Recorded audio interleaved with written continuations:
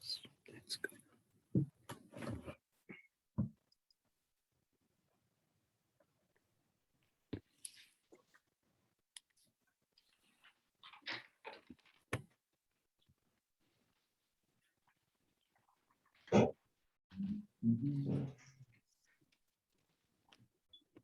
Good morning. Morning. Hi, Chris, how you doing? Another beautiful sunny day in the neighborhood. Oh, well, thank goodness for rainy, cold weekends. Otherwise, I wouldn't have gotten any work done on this. True.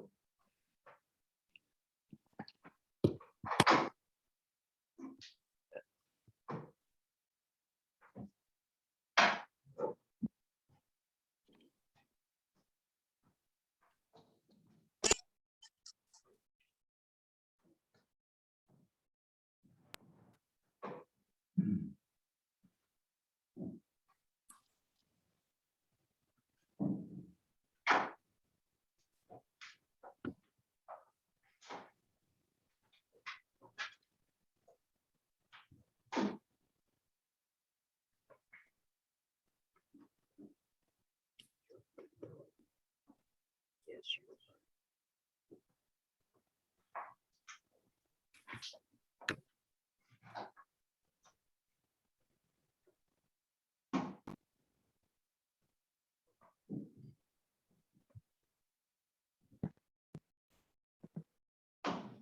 Morning. Good morning, Tom. Hey, Tom. Howdy. 1, 2, 4, 5. I see a quorum. Good. That's always a good place to start. Tom Koch will be right back.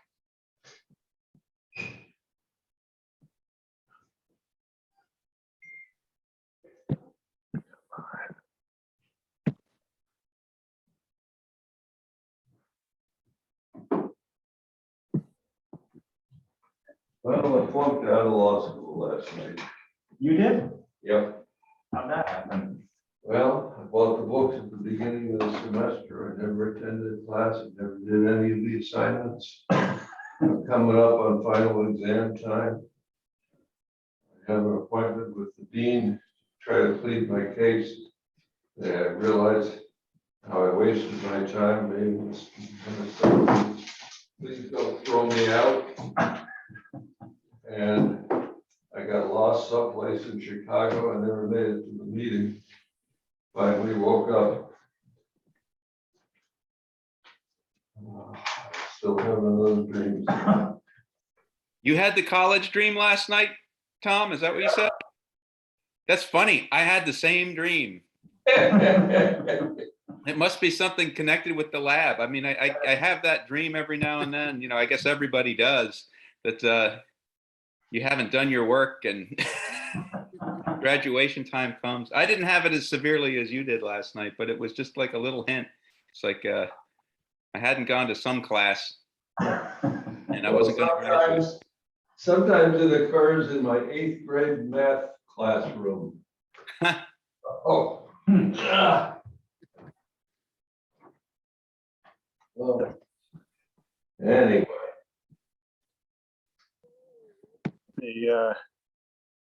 That never happens to me.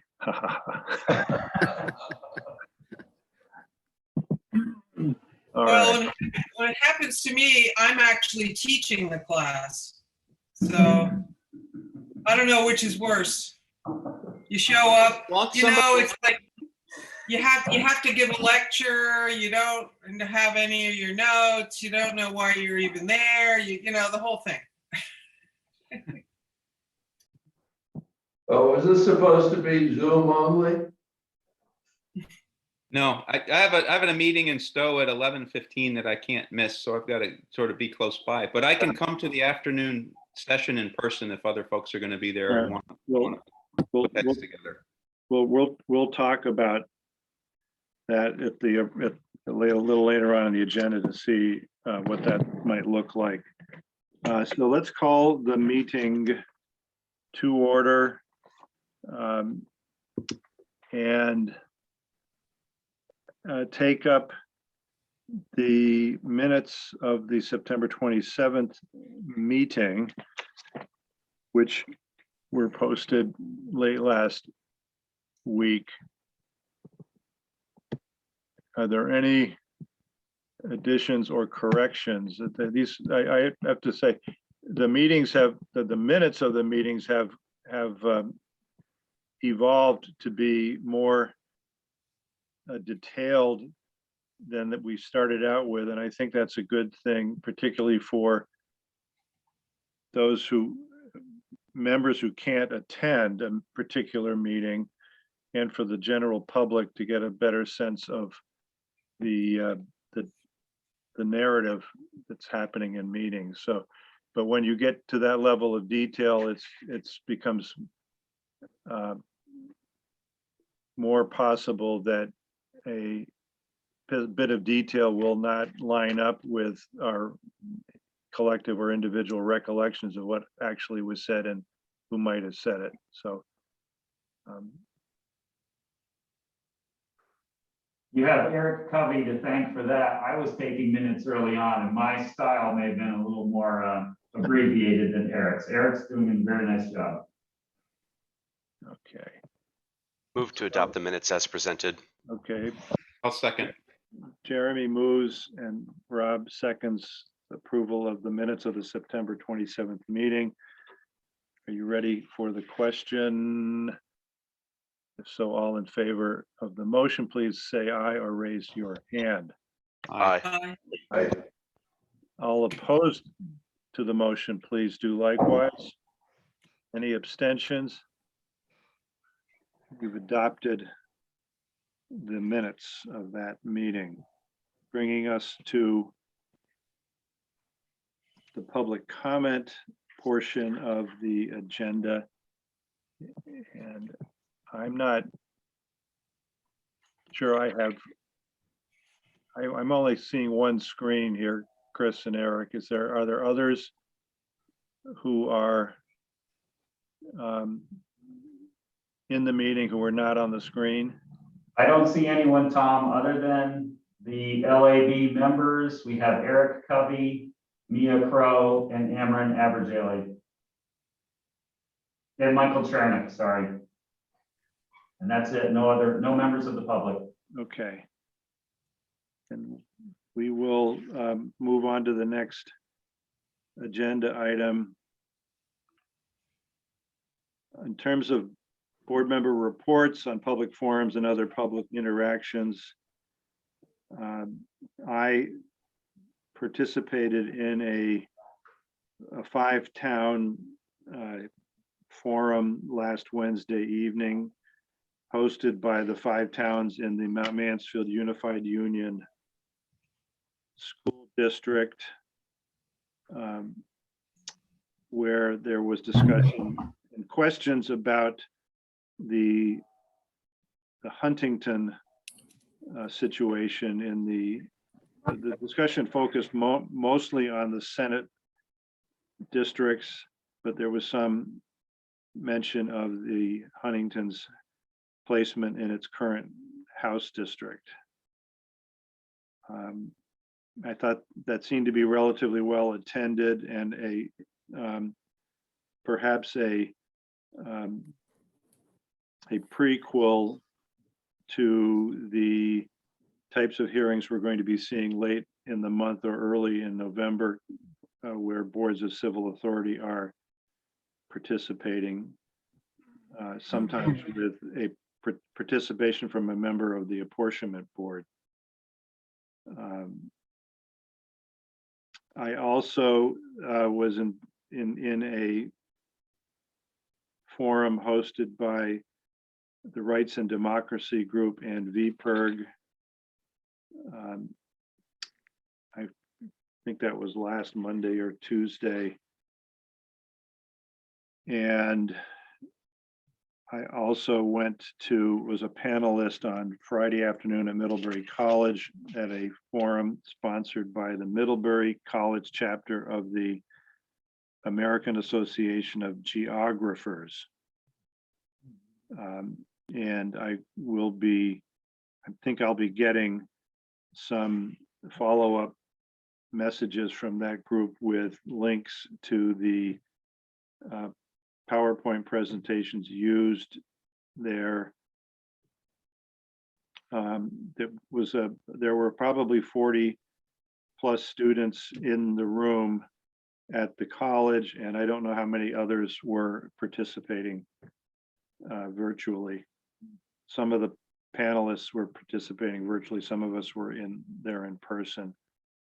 And I gave, we were allowed 6 minutes to make a presentation, so I gave a 6-minute version of what the apportionment board's responsibilities are and the dynamics of the work we're currently engaged in terms of trying to prepare maps with the required minimum population deviations.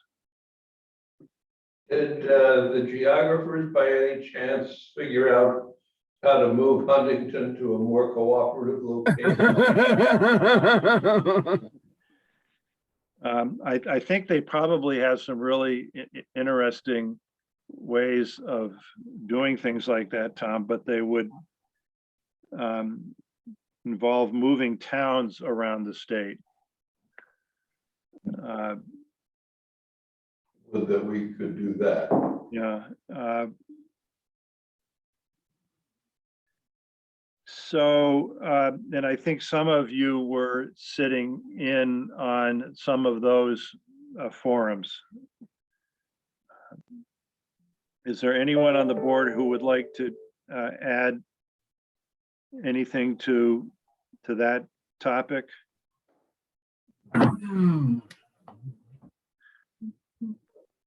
I am continuing to get to field emails that come into my apportionment board email address.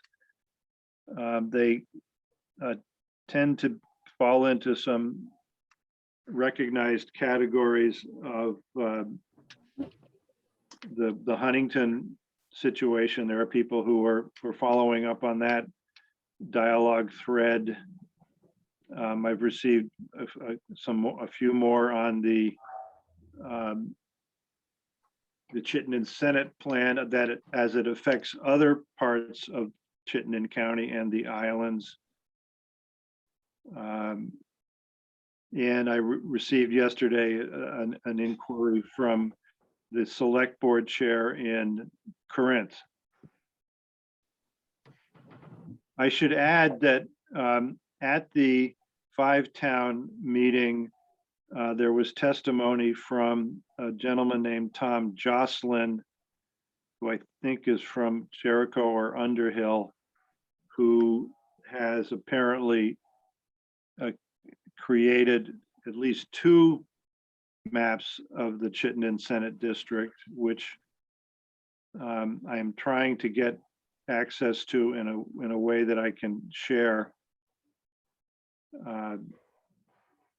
The maps that I have been receiving or that have been described to me are tending to address what I would call localized concerns and not more broadly regional or statewide solutions, which is understandable. I think the main thrust of these is the current district isn't working for me or for folks who feel the way I do about this, about the common interests.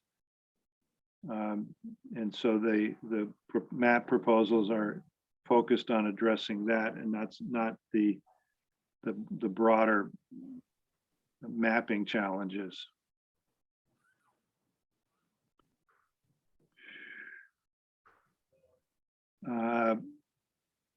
The Middlebury panel, there was a member of one of the members of the Middlebury faculty, I think. There were faculty from Middlebury and the University of Vermont, and it was one of the other who talked about a redistricting mapping software that he was particularly impressed with, that I had never heard about, called District R or District It's just the word district with a capital R at the end, and it's something that he found to be useful. Has any of you all seen or heard of or played around with that one? Yeah, I didn't A, think li- a little bit, yes. There was actually a news article about the research lab that it came out of. It came out of some academic work. It's pretty cool. I haven't spent too much time with it, but it's open source. It's has the usual bells and whistles. I didn't really invest the time at this point into really using it extensively, but I mean, folks certainly could. Yeah, that comes out of something my notes said, Institute for Democracy and Public Education at Tufts University. And one of the focuses on that, or at least the person who was talking about its focus, was trying to keep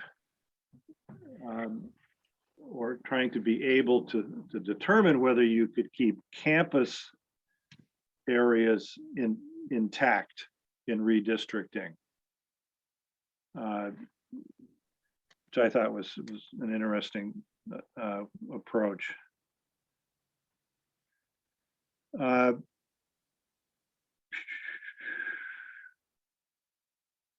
Turning to the elephant in the room of board member mapping efforts, would those members who have been active in that regard be willing to share updates and maybe as well estimates for when an initial draft might be ready for sharing and printing and sharing? You have the floor. I'm happy to share the map that I have, whether it's ready for anything at all. I think is more up to your judgment. I think there's some tweaks that could be done between districts to make them a bit more balanced. This is really just a first cut, but I finally did get all of the districts conforming and in the right size, and it required some violation of the ideas that I talked about last time, when it was only divide a town once if you can avoid it. Couldn't avoid it. So I sent around a PDF.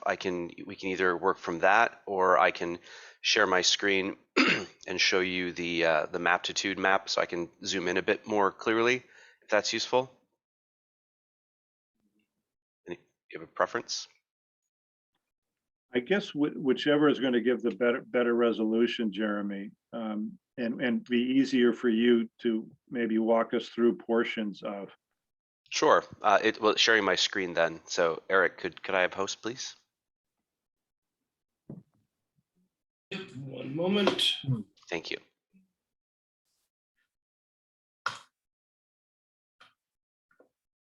All right, you should be set.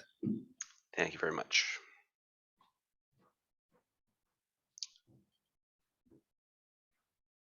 Hold on one second.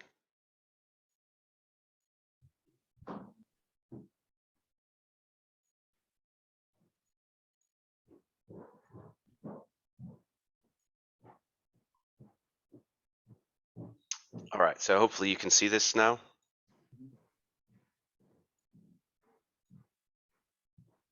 You can see your directory, Jeremy. You can see my directory. Okay, well.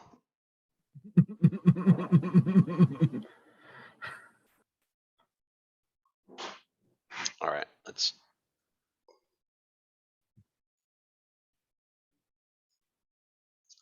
try something different.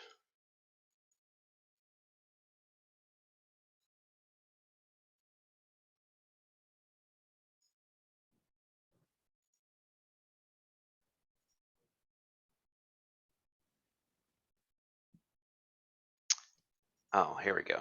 Show all windows. That's what I was looking for.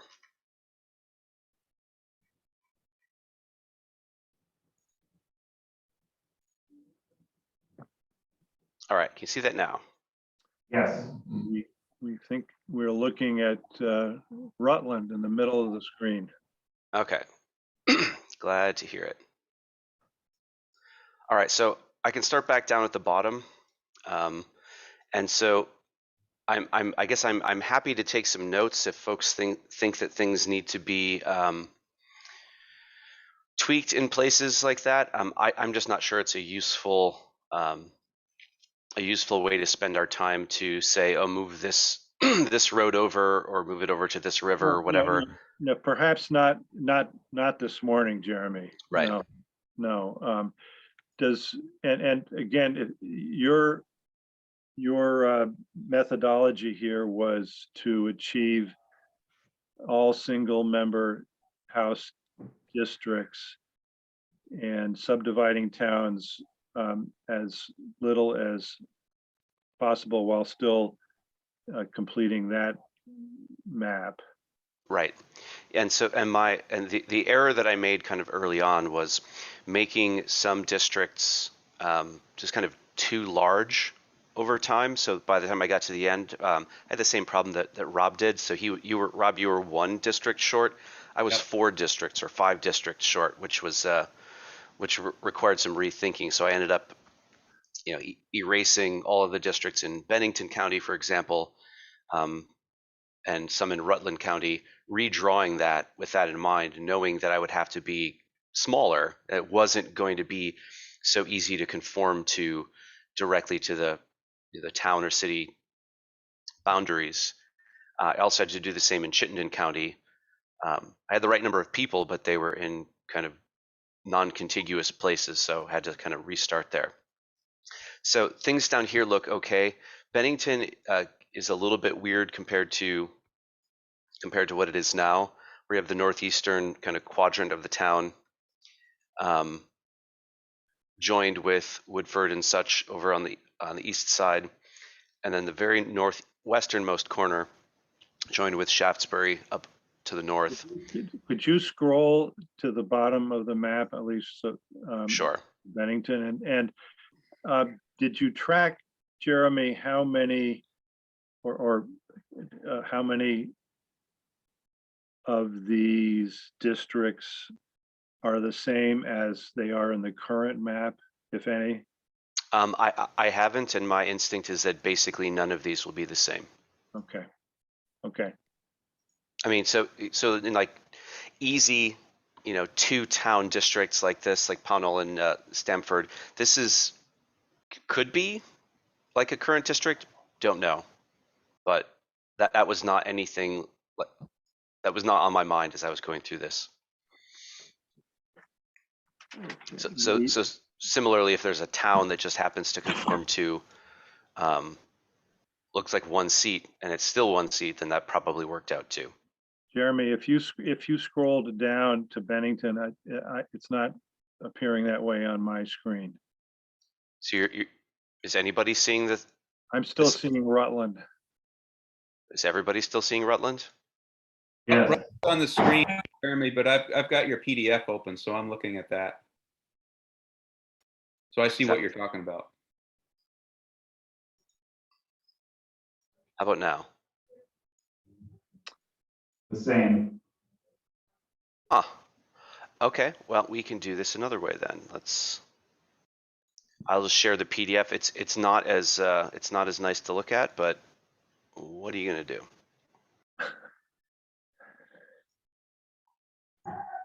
I think your PDF's very handsome, Jeremy.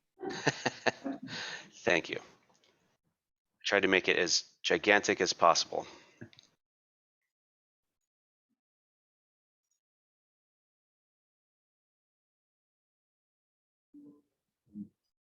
Now, if I can find it.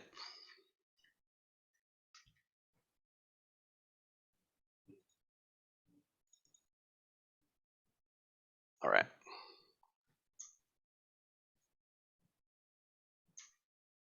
You see that? Yes. Yeah. So yeah, in some ways this is more visible, in some ways it's less. I can't show you the exact roads or rivers that I followed for district boundaries, but I tried to follow rivers when possible and fell back to roads if I needed a kind of a wider or shallower dividing line. And so I think to state the obvious, in each town, the town's name is shown and the 2020 census population of the town. Right. And then the bold lines are the district lines. And the bold black figure is the population deviation for the district. Correct.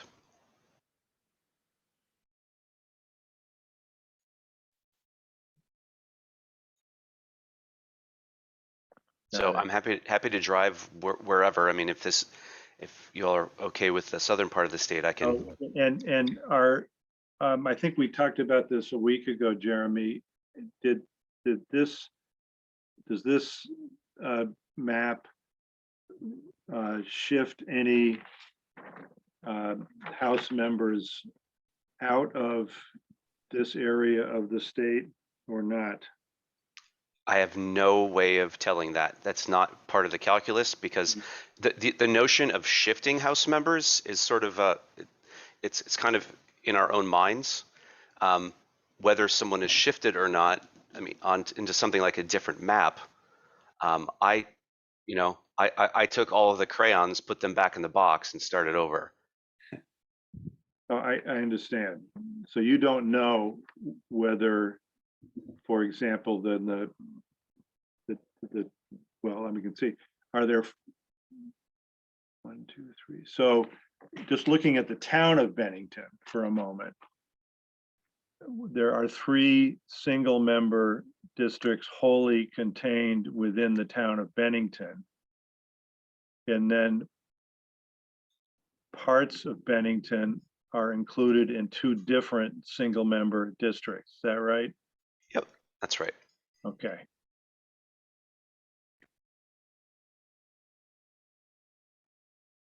And do you recall what in that, where your cursor is right now, in that the northeasterly quadrant of town of Bennington, what the population there is? I don't expect you to, but I just. I mean, I could open Maptitude and take a couple minutes and find that out, but no, I don't know. Yeah. So, okay. So, and you end up with 2 -8 point somethings there and a -5.3. Right. Okay. So let's see. So with these 3 towns, you have about, looks like, so 1050, 1170. So it's be 3,000 Okay. ish. Okay.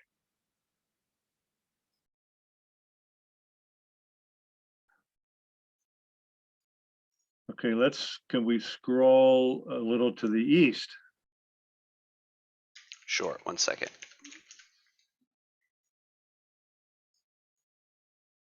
Or all the way to the southeast, or are we good down there? Let's see, this looks pretty good. I know that somebody in the meeting who wanted to check out Dover.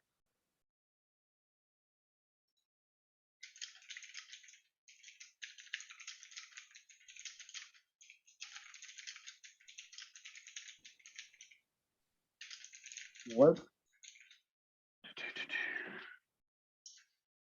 So Wilmington, this is a little off the screen, but Wilmington and Whitingham are under this in a Wilmington, Whitingham, okay, so that's an existing district. With Okay, good. Exception that in the current district, there's a squirrely looking piece at the southwest corner of Whitingham for that I don't think I ever figured out, that's in with the the current Reedsboro, Stamford, Searsburg, Somerset, Dover, Wardsboro. Oh, wow. Okay. Yeah, this is a rather a bit more compact, at least here to the south. Yeah.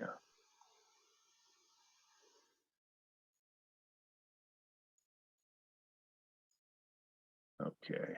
And I was able to keep Brattleboro fairly intact without kind of drawing outside the lines.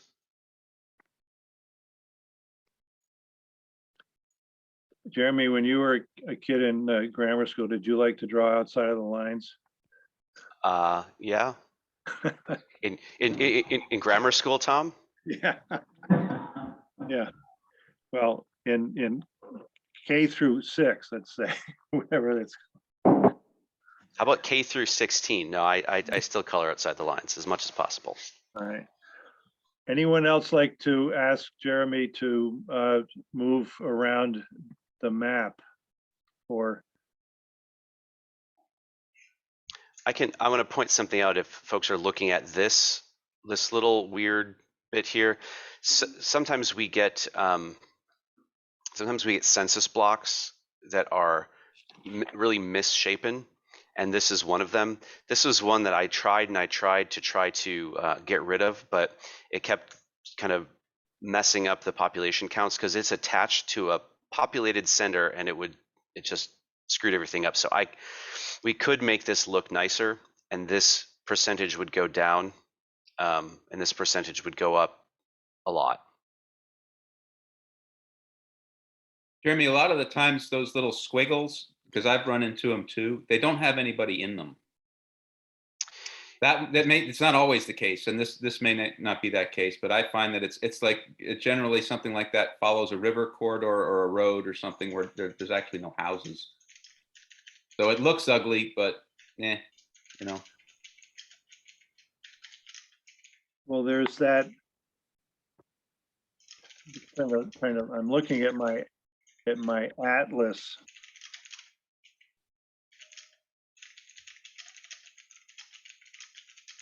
The village, the Newfane village, so-called, is toward that side of the town.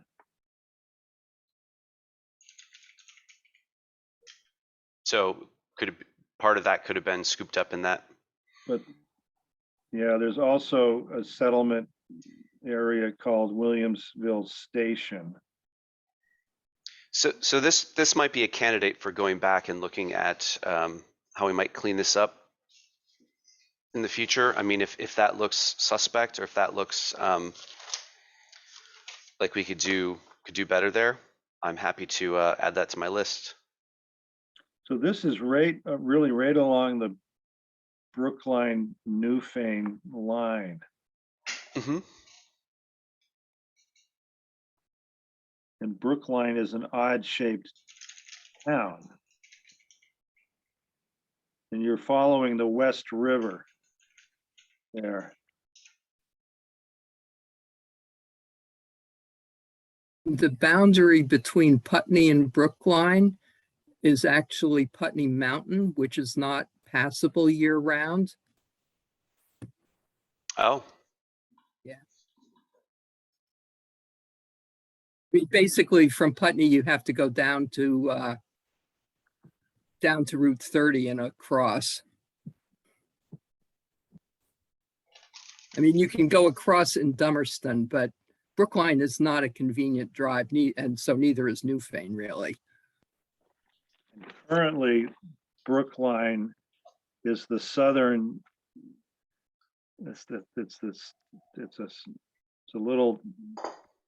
It sticks out southerly from the Wyndham, Grafton, Rockingham 2-member district in Athens, right, Mary?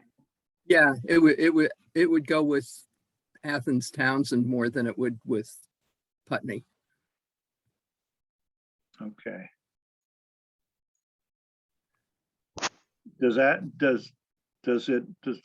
Okay.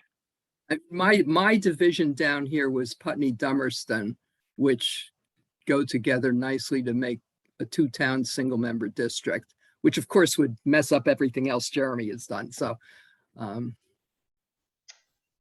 Maybe. I mean, it could just be that the kind of the rejiggering of this, although Putney Dummerston is too big for a one-seat district. It ends up with 5,617. So part of some of Westminster, I'm sorry, you said Putney Dummerston. My bad. Okay. yeah. Sorry. Yeah. Yeah, that would be great. So it could just be that by not including Dummerston, we can be a bit more north-south here. And I can play with that. Yeah, I a have- map that I I'm also- working on. Oh, sorry. Go ahead. No, I was just gonna say, I also have Putney Dummerston as a single member. Yeah, I'm too have Putney Dummerston, but what I did with Brookline is I had Mary, tell me if this makes sense or not, but I had Brookline and Athens, and then going over into what is that? Townsend, No, other way towards the east. Westminster, The mountain problem's the same. Westminster. Westminster. Yep. Yeah, but I think there's a better road there. I mean, Putney Mountain Road is dirt, so it's impassable for 5 or 6 months of the year. But the paved road across from Westminster, I think, is always open. Okay.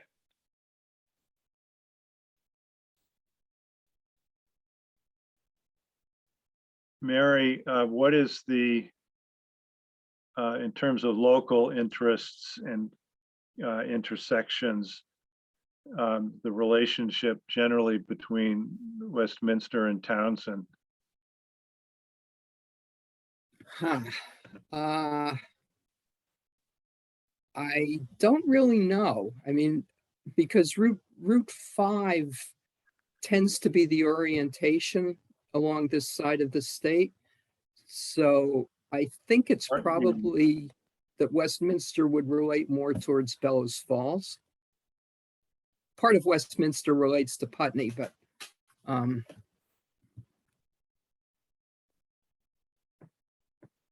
there's a chunk here of Westminster West that sort of connects to Putney. But Well, otherwise, I would think it would go upstream towards Rockingham, Bellows Falls. One of the things that we could do with Jeremy, with your map, is more of what we've just been doing in the last 5 minutes, which is making comments and suggestions to you, Jeremy, that reflect more local concerns, and letting you have an opportunity to see if you can make any adjustments that better address some of those concerns or not, and see where that winds up. And I'm taking notes about this too, so I should be able to go back and do a V2. And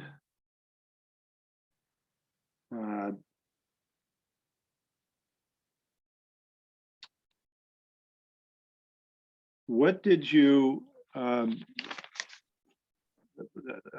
could you swing over to Rutland City, Jeremy, and just take us on a little tour there?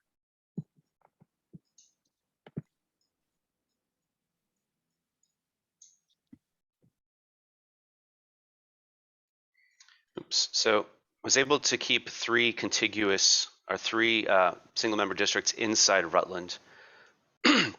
And then the southwestern part of Rutland City kind of almost did quadrants, as you can see here. And then the southwestern quadrant went with the southwestern quadrant of Rutland Town.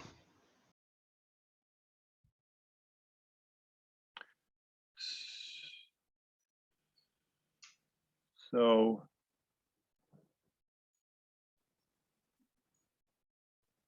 Mendon would be in with, or a portion of Mendon would be in with that sort of wraparound piece of Rutland Town. Yep. Well, most of Mendon, some of it got snipped off with Killington, Chittenden, Pittsford up here too. And this is one of those places I think that some tweaking could make it nicer. but there wasn't a clean way to maintain the boundaries.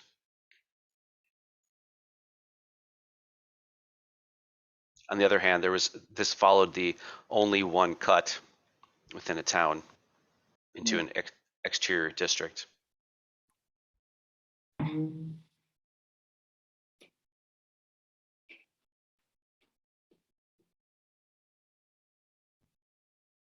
Where is?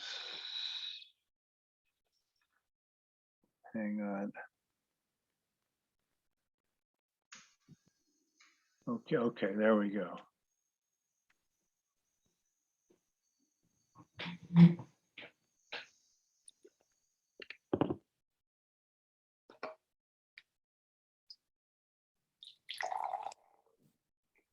Jeannie, you've lived in more places in the state than I think any other single member of the board.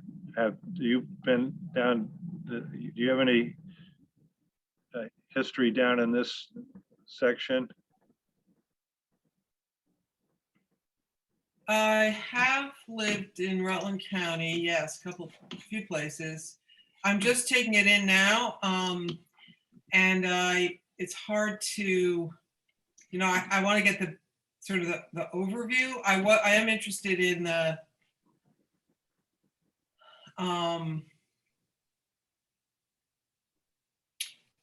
I am interested in the division around like Poultney, Middletown Springs, Tinmouth region, which the current Rutland 1 is Poultney Ira, and that was sort of the biggest. Well, I mean, it was one of the larger negative deviations in the area, although it's just a single member district. So that was an area that I was thinking about different ways of improving. And so I was kind of interested in some of these that I hadn't thought of. That's what's great about seeing the different examples. It's like things I stared at forever, and it's hard. I can't believe I didn't see that. So anyway, I don't see anything, right away. Of course, I'm looking at Addison, where I live now, and some of the choices, but I feel like I need to look at it, give it some kind of the time that it deserves, if you will, to understand it. What's going on? I have the PDF open on my screen too. I think that will be the easiest for me. All right, so you're driving, Tom. I'm just steering. Okay, no, that's fine. Where would anyone else on the board like Jeremy to go to take a peek? Tom Koch, would you like to see what Barry Montpelier looks like? Well, sure. I'd also like to see what he did with Huntington. Yeah, that actually worked out, I thought, fairly nicely. All right. Pardon the coloring here. I had selected the district at the same time that I was generating the picture, and it kept this district green. So never mind that these don't line up. Whatever. It's just this bad highlighting. So Berry City was able to be split pretty cleanly. This is Route 302. There could have been other divisions that made it look better, that made it more compact. On the other hand, this is a natural feature of the city, and it makes sense to do a north-south thing. It's unambiguous.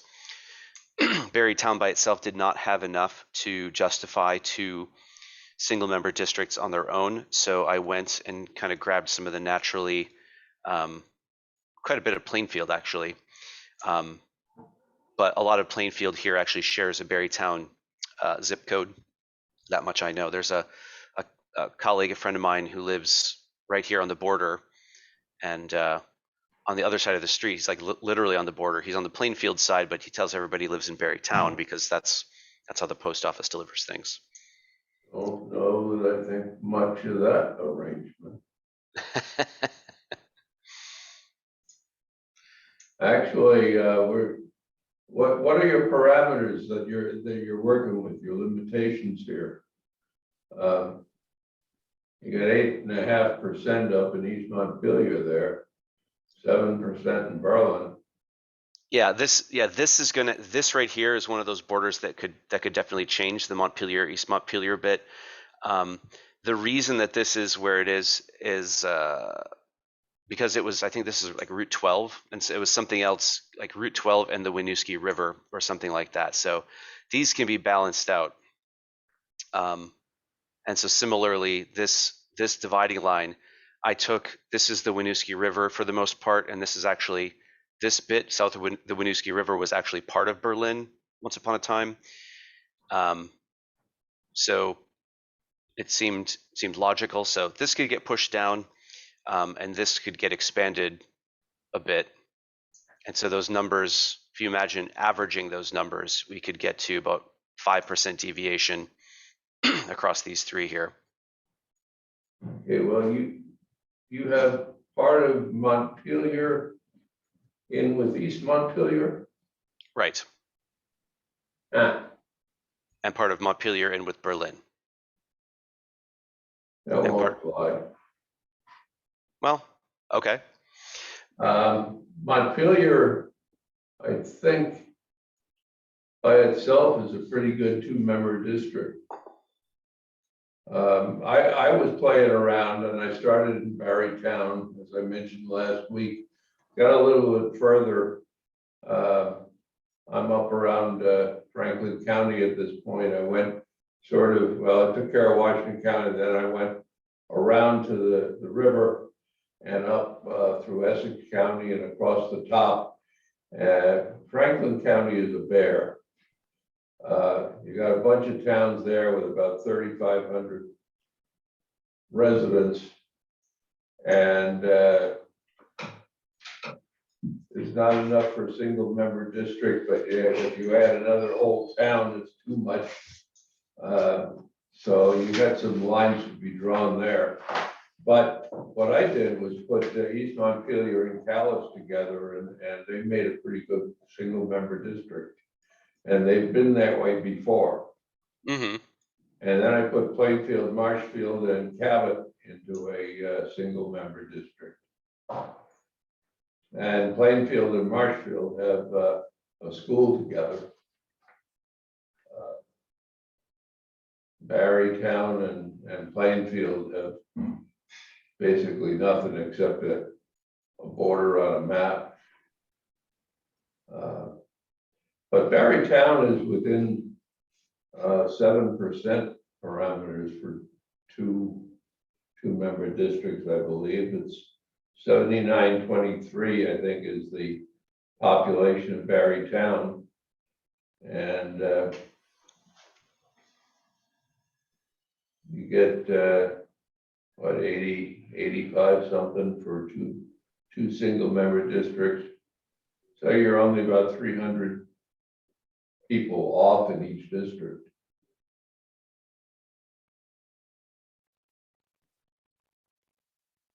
I know Barrytown would fight like hell against what we're looking at there. So that Jeremy, that existing town border with the jagged or stepped line is the border between East Montpelier and what? And Montpelier. Montpelier is sort of kind of triangle shaped here. All right, okay, well, okay, because the dotted line piece and the stepped line got me confused, that's all. Yeah, so this Okay. border is Montpelier, East Montpelier, Montpelier, East Montpelier, and this is Montpelier, Berlin. So this And puts that west portion of the city of Montpelier into a single member district and the balance of Montpelier into single-member districts, one with East Montpelier and one with Berlin. Yeah, and these are not the same as, but they roughly conform to the three districts of Montpelier. They have a different kind of division down at the downtown, but Jeremy, I gotta note that district, it seems to be far more hospitable to a progressive who lives in Berlin than what that progressive is looking at now with Berlin and Northfield. okay. So while I appreciate your comments, Tom, I don't really think that this is the appropriate time to start assigning blame or political motives. I mean, redraw it then. So pick up the pencil and redraw it. I mean, I don't have any ego about this. If something needs to change it. I'm just having a little fun. Yeah, great. So if something else needs to change somewhere else, I mean, I'm sure the people in Heinsberg are going to think that this is horrible, and the people in Moncton are going to think this is horrible. So I mean, Yeah. we can play this game a lot. This is an exhausting, So, long process, and so let's get through this. Okay. and It'll get played a lot in the future. Of course. let's take a stroll to Huntington. So Buell's Gore, Huntington, and half of Richmond. Okay. And then Waterbury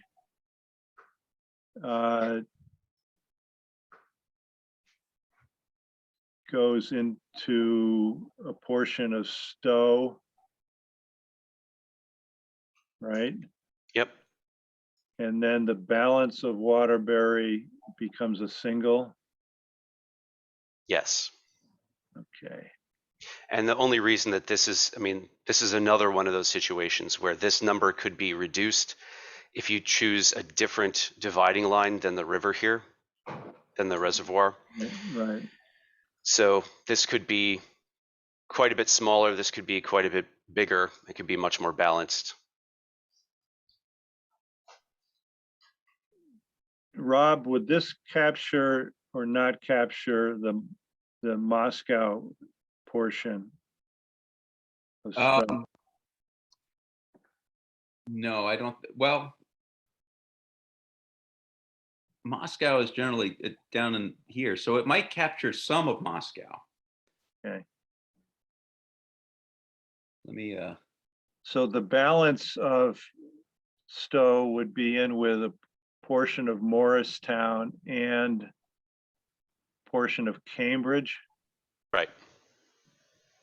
now I would take Jeremy to task for putting Cambridge and Stowe together because the only road that connects them is 108, the Smuggler's Notch Road, which is closed for 6 months of the year. But in my map, I actually have a Stowe Cambridge connection too, so I can't be too critical. Okay. But that's one of the things that on my map, I hope to go back and tweak a little bit. I'll have to look at where exactly on the map your dividing line turns out to be, looking at the. But suffice it to say, Jeremy, the work that you've done or proposed to do in Stowe, Waterbury, Morristown gives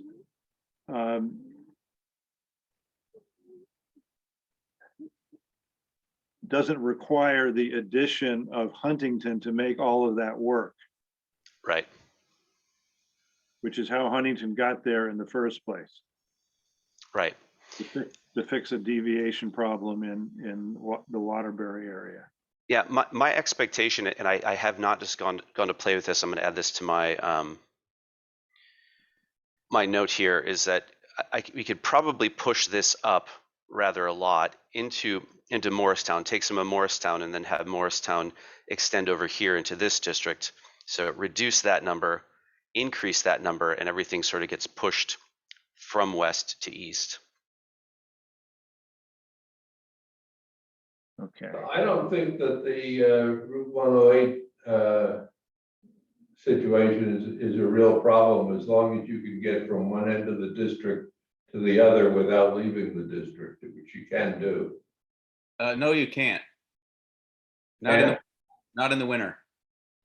Not for 6 months of the year. If you want to get to Cambridge from Stowe when 108 is closed, you have to go up 100 into Morrisville and then up into Johnson, and then you take Johnson into Cambridge. You go through Johnson to Jeffersonville into Cambridge. It's like a 45-minute drive. Okay,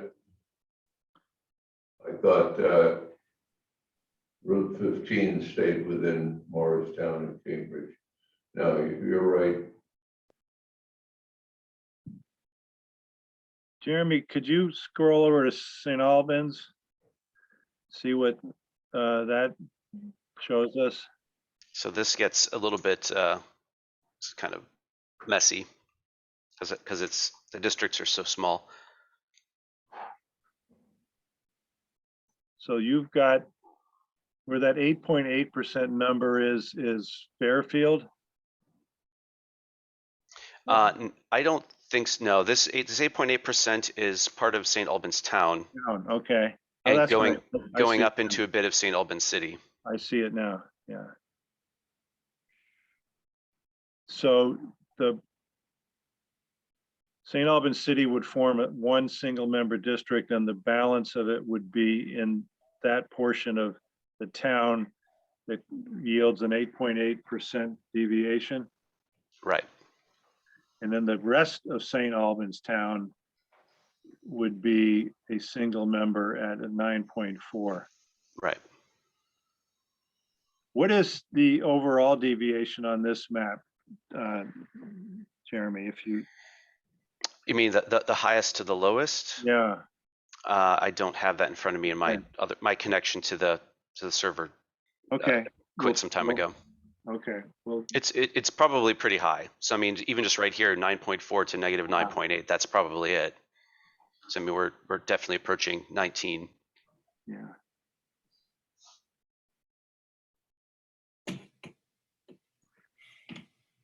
Okay, But this, I mean, this one in particular could be resolved somewhat by, recapturing some of this part of Georgia and not putting so much here in this split district here.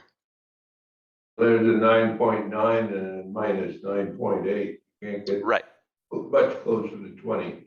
Right. Yeah. So this is where the town boundaries were not, like you were saying, Tom, their town boundaries were not being super cooperative. So pushing this down quite a bit and pushing some of these over, I just haven't gotten to that okay. cleanup, we'll say. I'm going to add that to my list, though. The Georgia, Milton, Westford. Okay, I run into the same thing, Jeremy, in Franklin County. It's keeping the town borders is a real bear. Yeah. For the most part, so up here, Highgate got divided a bit. Swanton got a piece separated here, but yeah, and this is some of this could be shifted around, but up here you've got positive deviation. Doesn't really have anywhere to go, unless we start then dipping into this district and slicing off parts, or I should say pushing this Sheldon Franklin part of Highgate district over to the east and taking part of that, or into Enosburg for that matter.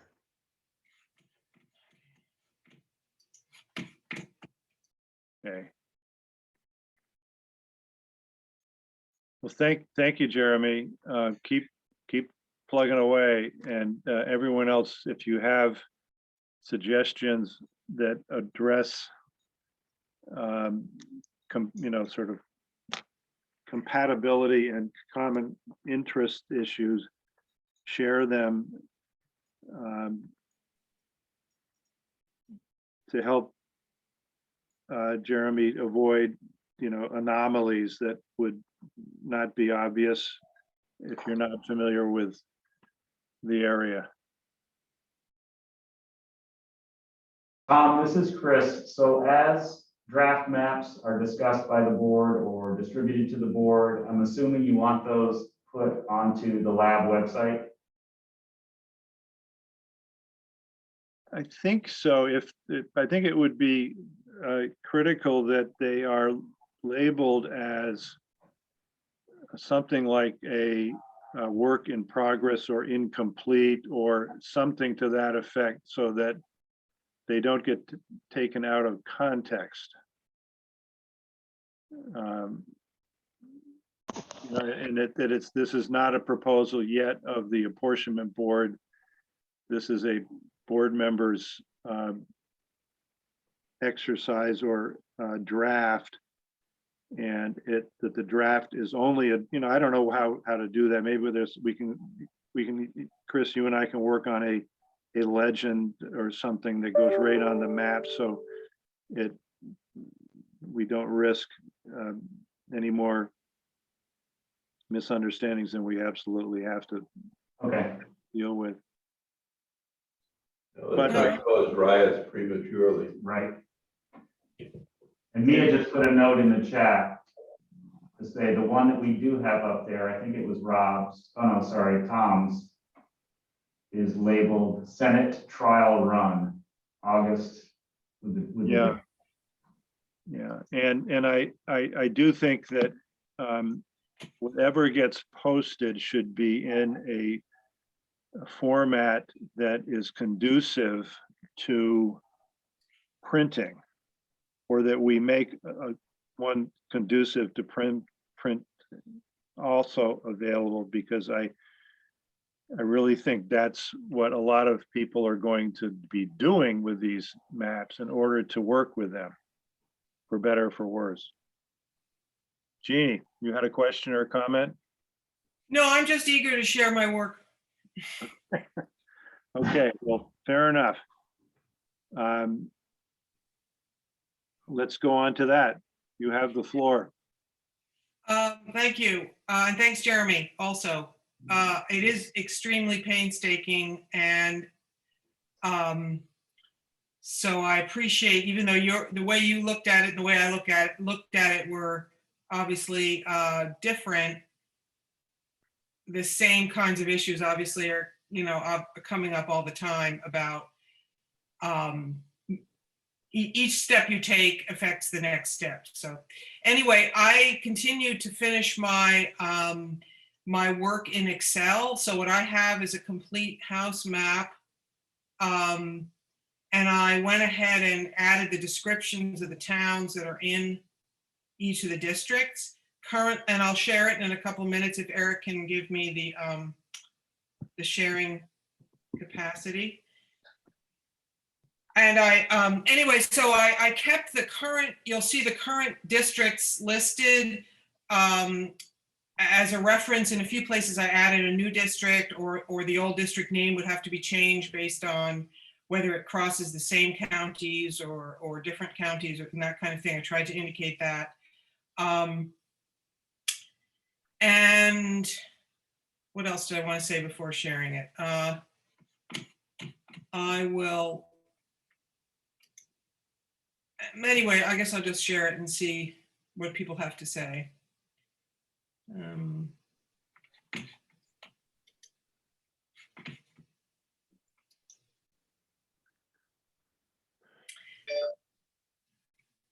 Can everyone see the file? Yes. Is it big enough? I can read it. Sorry. Would you like it to be bigger? I think it looks good. Depends on if I don't want to lose access to what's on it. Okay. It's very legible. Thank you. So I remembered I wanted to also say I could have shared it, you know, kind of at a last minute this morning, but although I do have the right number of districts, I do have 150.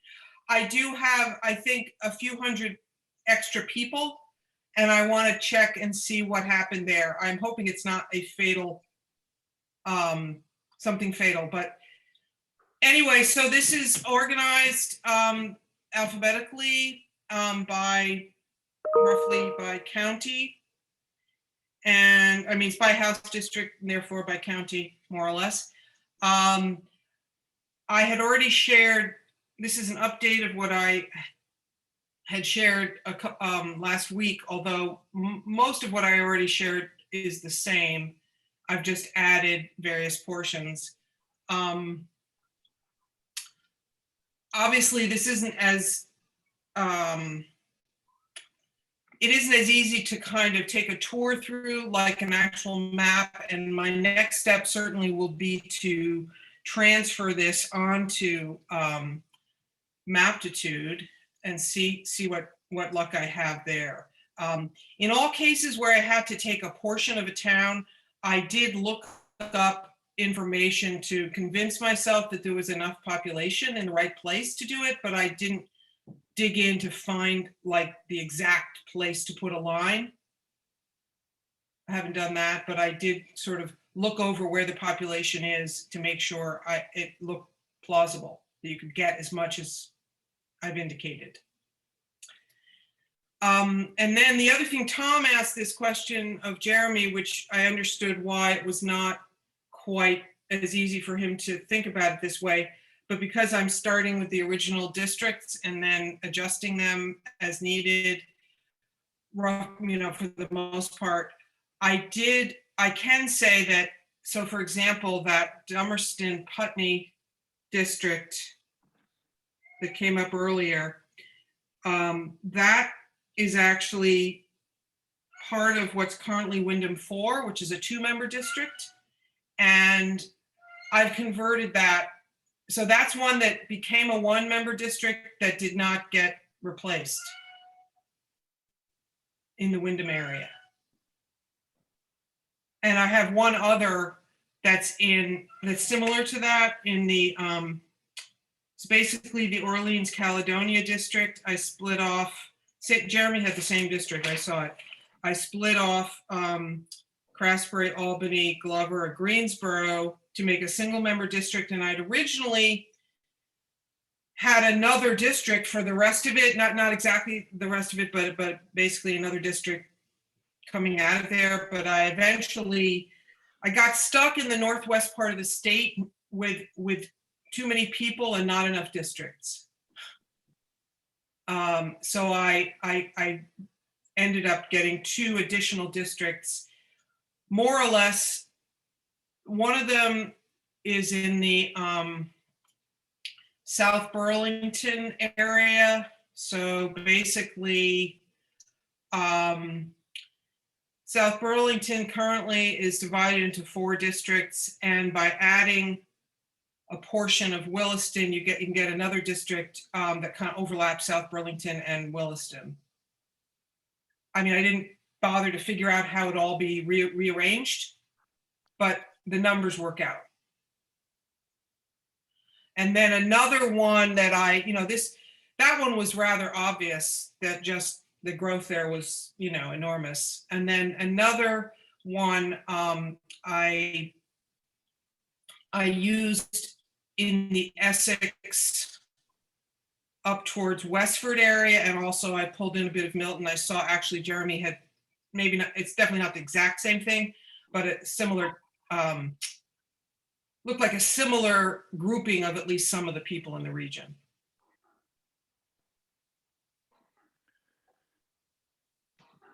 That would grab a slice of, I guess what we might call East Milton. Yeah. Now, the other, I'm trying to highlight that given that it's not really a map, so it's not really conducive to looking at in this format. I appreciate that that's probably the case for most people. I just want to highlight the things that are notably different than what's currently, what the current districts are. I also messed around and came up with a potential solution for a 1-member district in Grand Isle, which is basically the southern part of Grand Isle, namely South Hero, Grand Isle, and the southern half of North Hero, yeah. Which is kind of interesting, but not illogical, because the northern half, it looked like the northern half was oriented via road up towards eventually out onto Swanton. Yes. And so I I took out, I made a single member district there and then took off Milton. So in other words, Milton got the rest of it back, but then the eastern half, then I used, as we were discussing a few minutes ago, for the Essex area. Because that basically Essex and Westford are now, the population is too much for 5 people, for 5 representatives, sorry. But kind of not big, not quite big enough, like passable, but not quite big enough for 6 by itself. So with Milton, it makes it better. Any questions so far? I can say a little bit about Caledonia Essex area if people want. That was another area that changed, but happy to talk about any of it. Let's go to Yeah. the kingdom. Okay. So this is, of course, a little hard, even harder in a way. But so I've got, and Tom, we talked about a few ideas that I'd had earlier. Some of those have actually even changed since I talked to you. But the basic thing here was, as I was just saying, I did, let me go back to Caledonia, sorry. Yeah. So Caledonia 1, 2, and Caledonia, Washington, I didn't change. I made,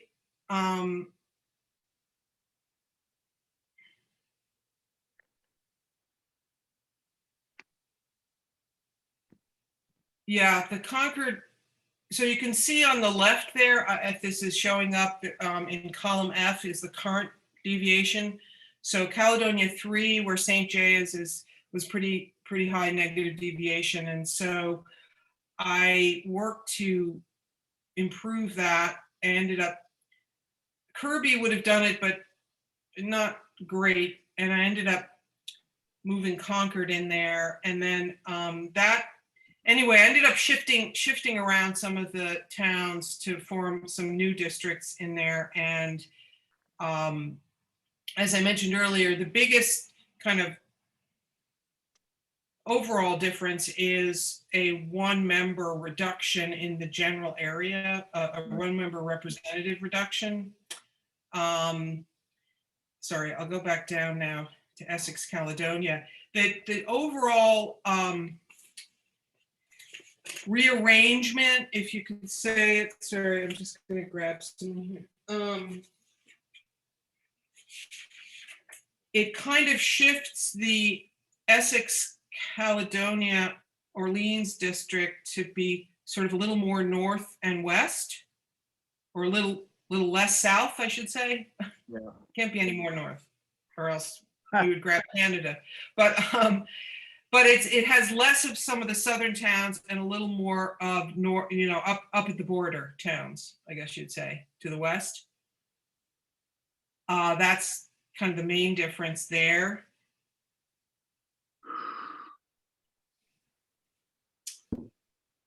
Let me think, what else? And then some of the same conversations we were having earlier regarding, hopefully I didn't use any mountain passes that aren't open all year. I just took the simplest thing I could think of or see on the map, which was I took out a portion of Stowe and on the Morrisville side. Morristown side, and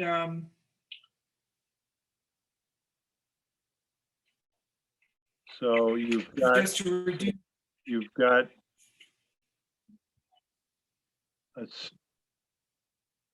portion of Lamoille 1, which is Stowe now, right? Right. would become a portion of Stowe minus 700 people, which would go into the Lamoille, Washington district, or a Washington Lamoille district. Up, and whatever. the furthest up along 100, the minimum necessary, the closest to Morristown. Oh, I see. I see. I'm sorry. Okay, so it doesn't go into Waterbury. No, Okay. unless I made a mistake. No. I'm just, there's a lot of moving parts here.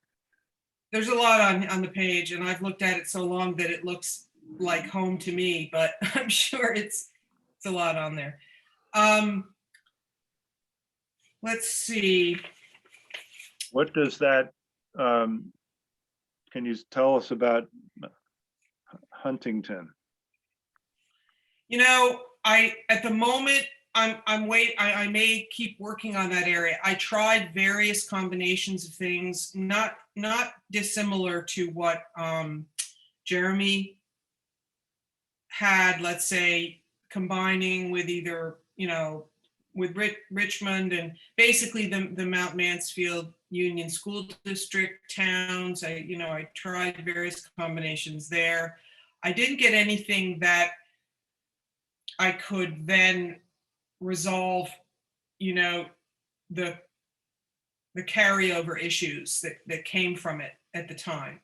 But obviously there may be one that I haven't found yet, because that would be my preference. I decided that the Senate side looked like it might be easier to resolve the issue of getting them all into Chittenden. That seems like it's, at least we'll be able to do that. Into a district out of Addison, they want out. But I was not able to resolve that. I have a couple of ideas I might consider that maybe I didn't quite fully explore, but I was getting kind of bogged down, and I decided to leave it alone and start working on some other stuff. And that's the basic thing. I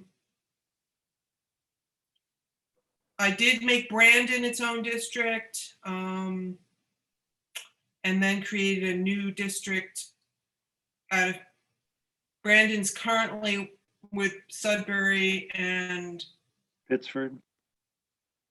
Yes, thank you. And I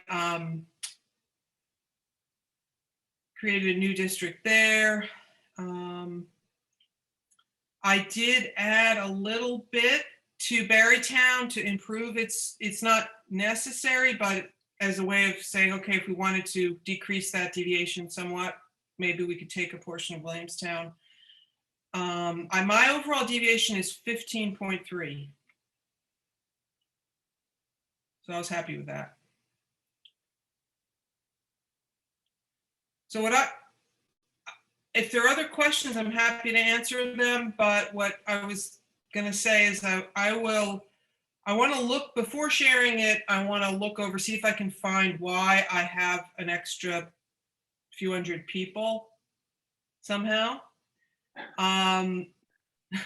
which seems, like not good, but hopefully not, as I said, not fatal to the overall. Yeah, we can't really set an extra place at the dinner table to take care of that. No. So I want to make sure I can find what's going on there before sharing it. And then my next step will be to transfer it to to Maptitude. So that's where I am. Okay. Do you think that that's something you might accomplish by Thursday or Friday? I think so, yeah. I mean, I was going to try to use part of this afternoon. I can, once I get started, I'll get an idea of how quickly or slowly it's going. But certainly the Excel file I should have available by later today. Okay.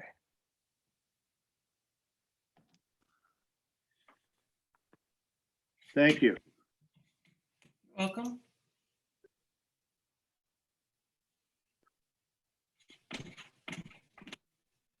Mr. Roper, what have you been up to since we last spoke about your map?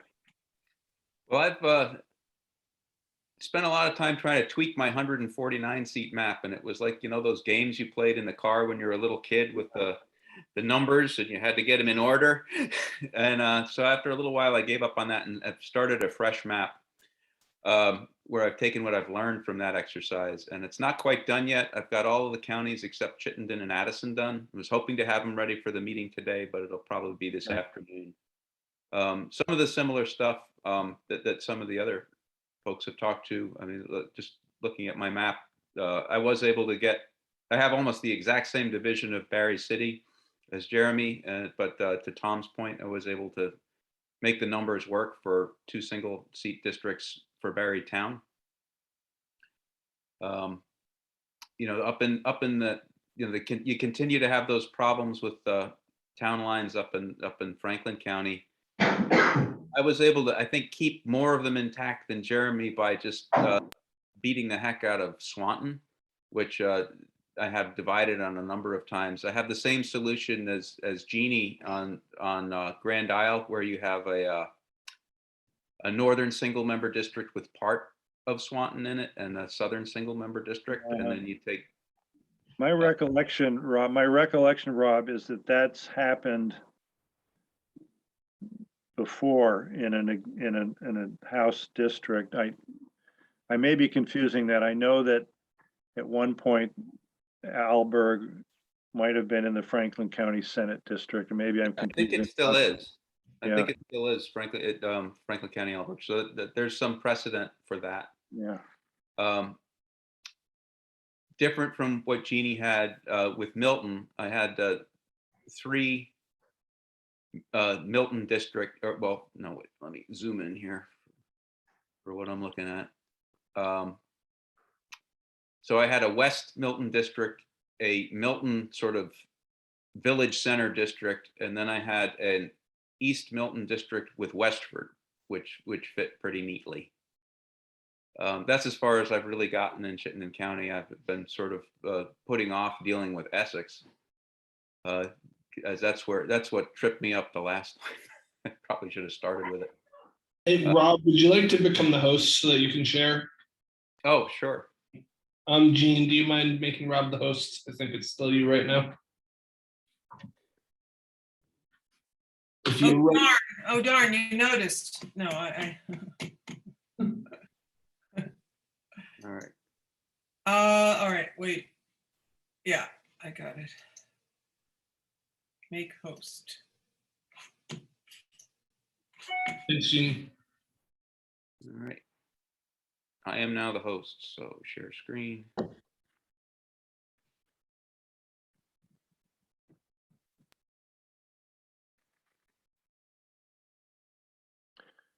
So we can. All right, can you guys see this? Because I can't really. Yes. All right, so where was so up in here, you know, Franklin County is, you know, similar to what Jeannie described in her district.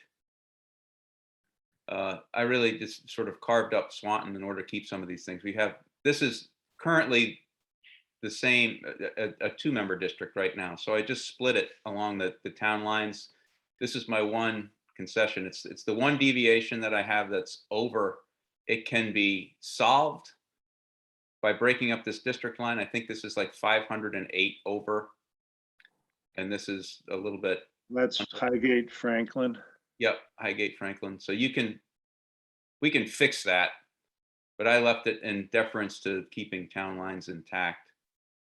What I did here down in St. Albans, slightly different from what Jeremy and Jeannie did, is you have a city district, a city town district. You have this district where Swanton comes in and takes part of the town, and then you have this district, which is southern town and a little bit of Georgia, which solves the problem that Georgia is now too big for a single member district. And here we have that little tail. I've got one of your tails, Jeremy, up here from just a weird district block segment.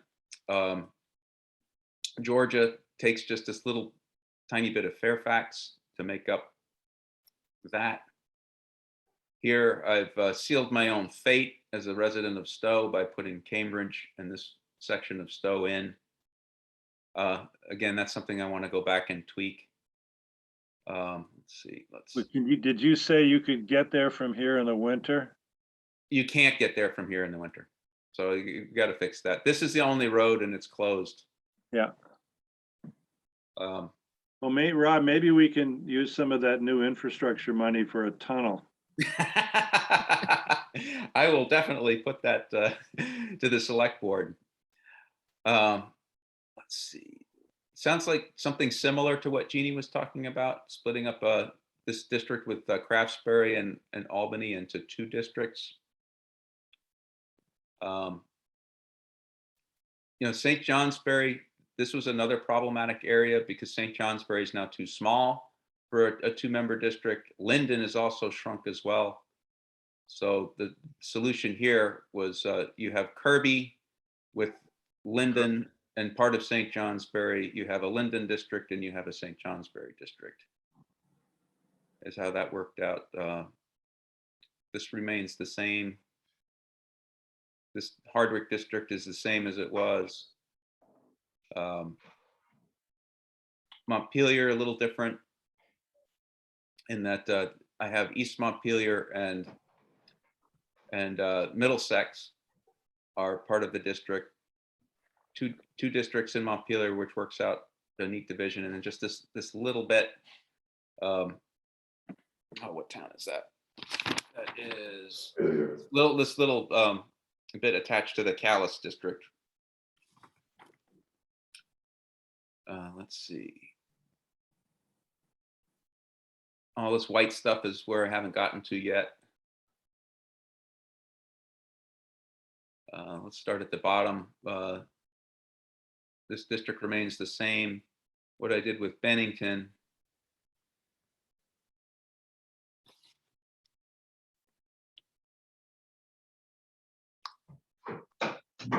is you got Stamford and Pownell now together in a single member district. Bennington is fairly neatly cut up into 3 districts.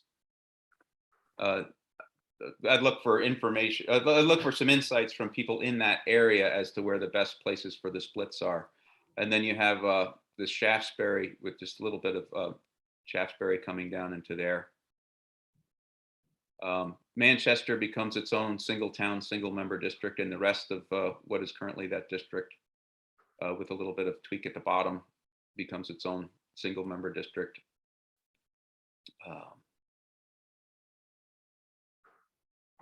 Again, just like in my last map. So, oh, here's Brattleboro. Again, anybody has some insights into that kind of cuts up neatly into 3 single member districts. Like the other folks, I have Dummerston and Putney work together as a single member district.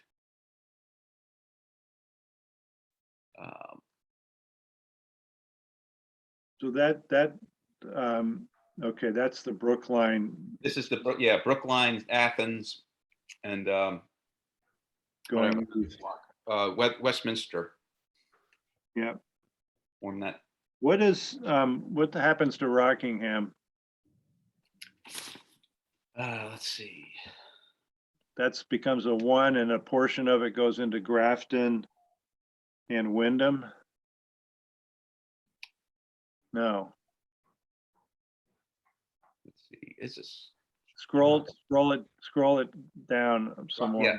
Okay. So here's Rockingham. Yeah. So yep, a portion of it goes in with Grafton.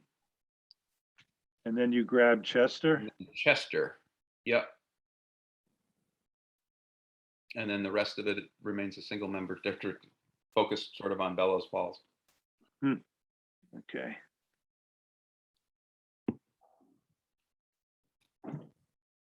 Springfield splits neatly in two. Any insight? I sort of did it right along the middle. So any thoughts there? Let's see. We've got Cavendish and Weathersfield is the same. The only difference is that it now incorporates Baltimore, which you can't really see on this map, which used to be part of a Chester and a split of West.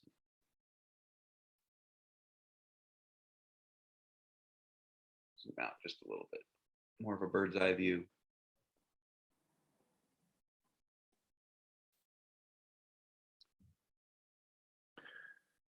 Okay. So this is Windsor and a portion of West Windsor, a portion of West Windsor and Reading, and then a portion of Woodstock. And then you've got a portion of Woodstock and Heartland. Okay. We can't stop without asking you about Huntington. Or did you finish that piece? Asked, but I haven't gotten to Huntington yet. Okay, all right, you're saving for the best for last. Saving the fun stuff for the end. Okay. So any questions on that? Any place I didn't go over that somebody wants to see? All right, well, if that is the case, I will stop screen share. Okay. I know that Mary, you and Tom Koch, you were doing some work on this. Do you have anything you'd like to share or just summarize at this point? Well, if we can, if Chris can help me with the screen sharing, I can put up what I have.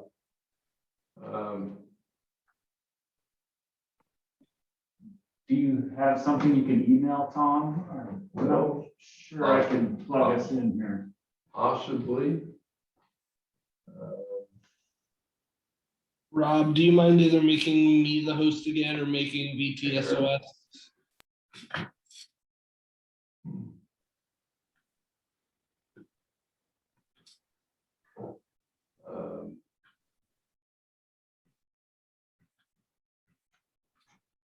Maybe you could come over here and help figure this out. If we could email it to Eric, then Eric can put it up there. Oh, sorry, where do I do that for you? I got the screen share. I can make multiple participants can share screens simultaneously. If you look on where it's got our pictures, click, hover over my name, you'll see 3 dots and a little blue button pop up. If you click those dots, you should be able to make me the host. Okay. Make host. Perfect, thanks. Yep, thanks, Eric.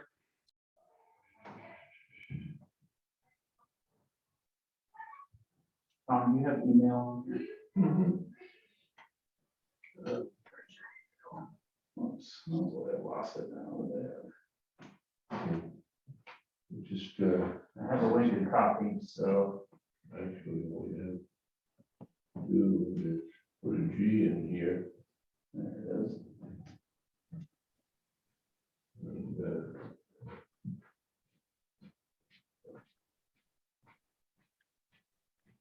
Okay, I'm gonna make an email to Eric, put your map link in here.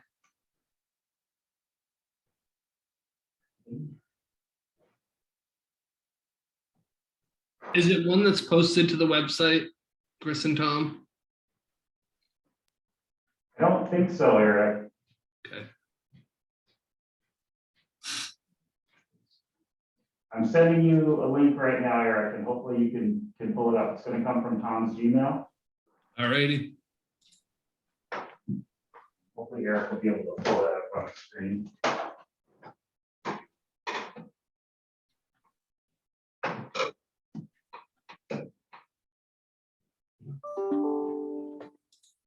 Sounds like you got it. I don't know. I think I'm only supposed to click links from trusted sources. Okay.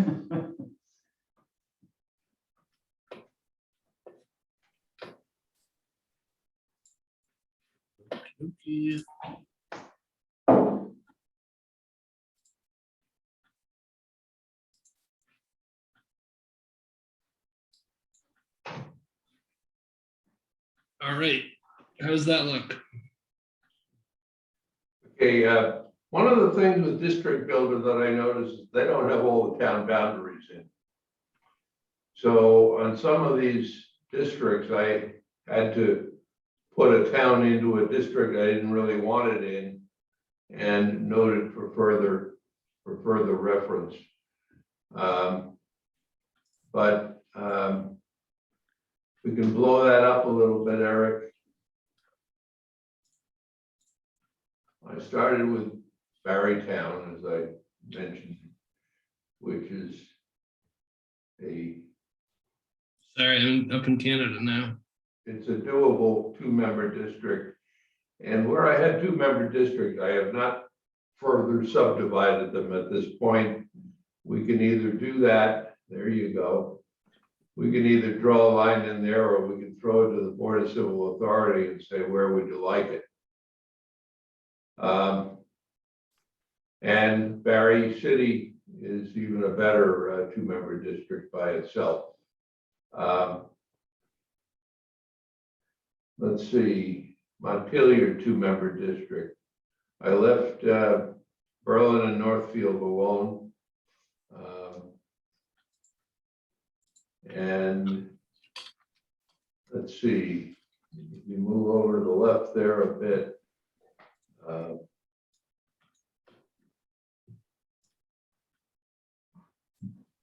What do I have there? Well,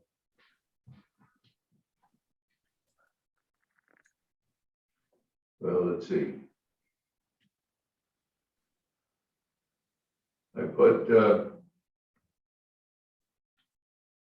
East Montpelier and Calais in the same district.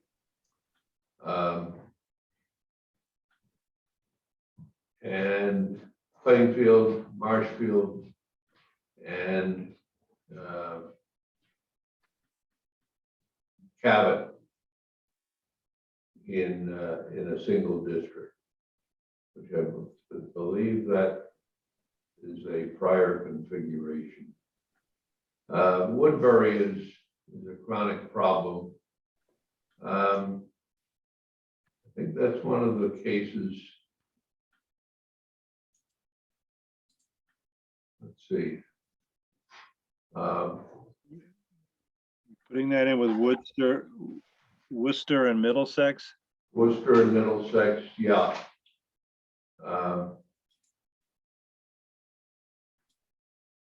And Stowe and Waterbury and Bolton.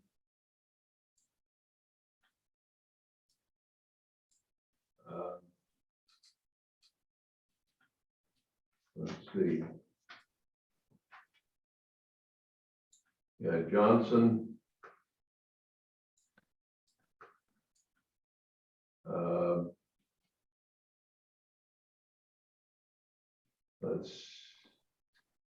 Oh yeah, there's a bear of a district there. The green one, yeah, that one is 5 towns, I believe. It's Greensboro, Craftsbury, which go nicely together. Let me see, I do have some notes on it. I can be referring to them. If I can find it.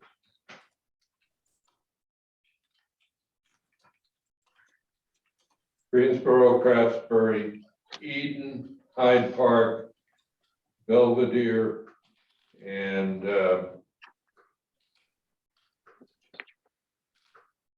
little guy over there, I can't even read my handwriting, but it's way in the corner. Like Waterville, maybe? Waterville, yeah, yeah. And that's a 2-member district, and again, where do you draw the line?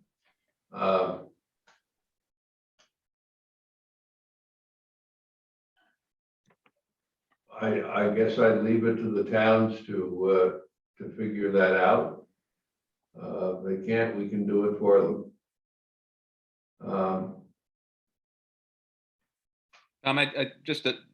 From experience 10 years ago, when you asked the towns to come up with these lines, you're met with a very passive aggressive response. So I think we should probably say, this is where we drew the line, and tell us where you want us to move it if you want anything done. Okay. I agree. I mean, this is very much a work in progress, and when I got to a district that was within parameters that had single member or 2 member, in one case 4 members, I left it there for further division. Where the heck is that 4, right? Or did I reduce that to 3 members? Morrisville, Johnson, and Cambridge. 3 members.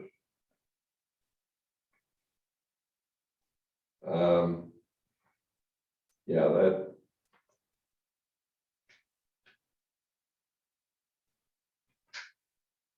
Essex County, I go right up the Connecticut River.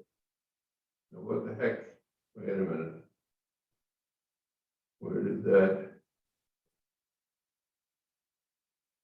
St. Johnsbury. That's Concord next to it. But then Lunenburg shouldn't be yellow there. No, to the right. That should be part of that red district. And goes up Guildhall,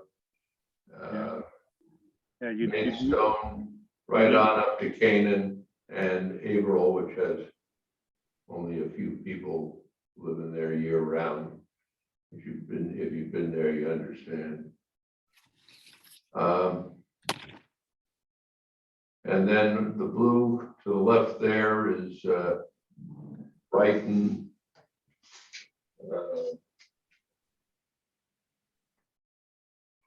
Brighton, Morgan, Holland, and Brownington, and there's not a good, Brownington doesn't really show separately in there. Newport City surprised me, 1 member. Derby, 1 member. Newport Town and Coventry and Troy, 1 member. And then that other, so yeah, that's J. Yeah, J, Albany, Lowell, Glover, and Westfield, 1 member. That's a bit of a drive from one end of that district to the other.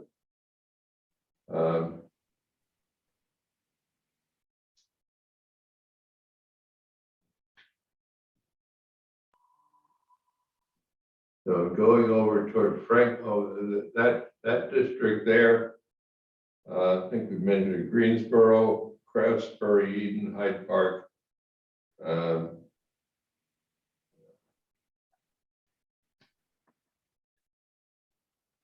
Belvedere and Waterville. Going over that light green there, that's Montgomery, Richford, Berkshire, Enosburg, and Bakersfield, 2 members. The pink is Franklin, Sheldon, and part of Highgate. And the brown is Swanton and part of Highgate. I tried to keep the 5 islands together as a district, Not quite enough, still need that piece of Milton.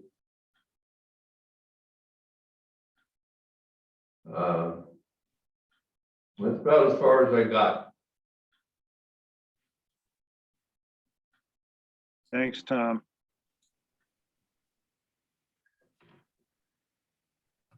Mary, did you have any thing you want to update us on or summarize?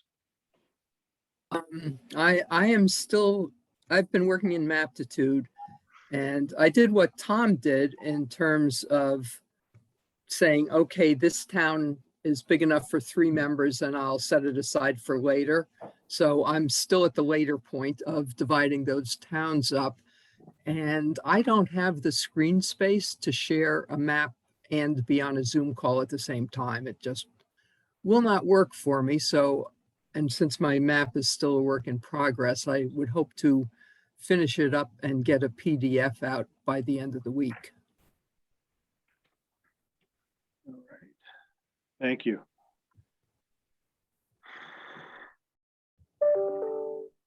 So maybe it makes sense now to step back and take a look at our calendar.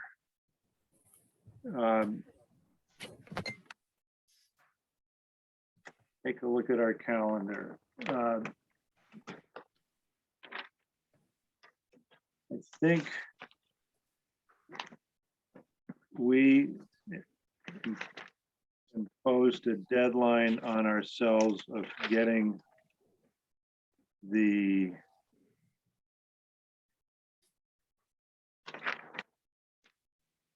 package to the boards of civil authority by the 18th of October. Yeah, Understanding that the statutory deadline is about a week later. Does that Yeah. sound about right?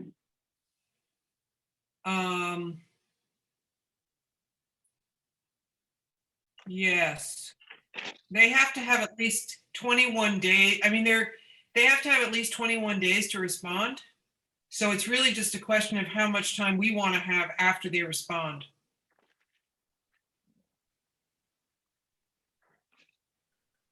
Right.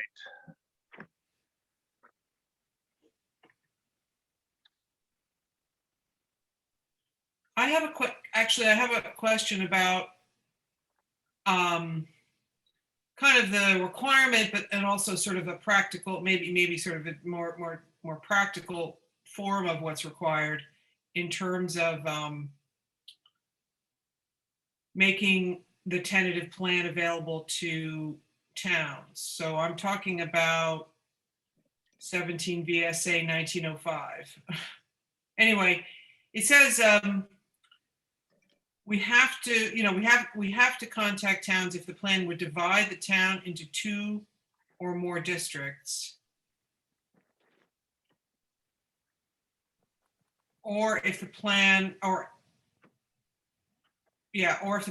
add all or part of a town to another town to form a district. And does that include situations where, let's say, either one of those is true, but is currently true and we're not actually changing anything? So like if we come up with a draft plan, it includes one of the districts that currently exists, which meets one of these criteria. I'm not sure that there's an answer to a good answer to that question. Well, and I'll just add quickly, the practical side of it is, because I've heard, Tom, you comment that often this amounts to quite a number of towns. And perhaps the reason is it's easier to err on the side of bringing in anyone who feels like they would have a say or want to have a say. It doesn't seem to me, Gene, that the statute addresses the question of whether you're proposing, in a sense, no change to how a town is treated in terms of its house district. I think if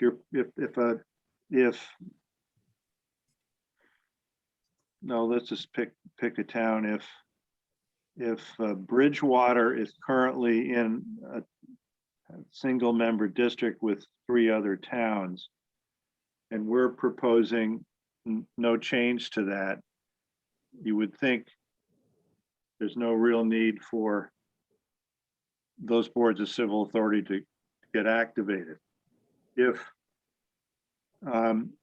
Bridgewater is proposed to be in that same district, except a portion of the town of Chittenden in that district is now proposed to be carved off and put someplace else. Does Bridgewater care about that? Well, I suppose they probably do. Certainly the town of Chittenden's board would care about that, as would. So my feeling is, in a sense, it's always been, let's be inclusive and send it out to anybody who wants to take a swing at the pitch. But certainly if you have a single town, single member district, and that's, you're not proposing any changes to that, then it seemed to me that Board of Civil Authority should have the right to the same rates. Perhaps, Chris, you could give us seek some guidance on Gene's question. Yeah, I can do that, Tom. I think, just last week and looking back at what the board did in terms of mailing to towns, trying to get prepared for that, it appears that the board erred on the side of caution and sent a mailing to each and every of the 246 towns, along with a map, it looked like a PDF, I think, of the district or districts that their town was in. So I think the board sent one to every single town and gave them the opportunity to comment. But I'll look into the question. I don't think it's clear from the statute that, I think I agree with your take on it, Tom, that even if things did not change, I still think the town should be notified if they're divided into 2 or more districts or combined with another town. I mean, one of the things that we can do, that I think Jeremy mentioned expressly, is with the, let's just say with the city of Burlington, if the proposal that the board approves for an initial house map doesn't subdivide the city of Burlington and put a portion of it in with any other town or city, we could tell the city of Burlington that we think there are, I forget the number, there are 12, there should be 12 districts or 12 house members in Burlington. And you, Burlington, please tell us your recommendation for how those districts should be drawn, as opposed to the apportionment board doing it itself. And can I quickly just put in here that we need to have a clear deadline? So if they don't respond by a certain deadline, we draw them. Well, yeah, there's a statutory deadline that I mean, they have to have 21 days, but there will be a drop dead date for sure, Jeremy. But going to back to my first thought and question. If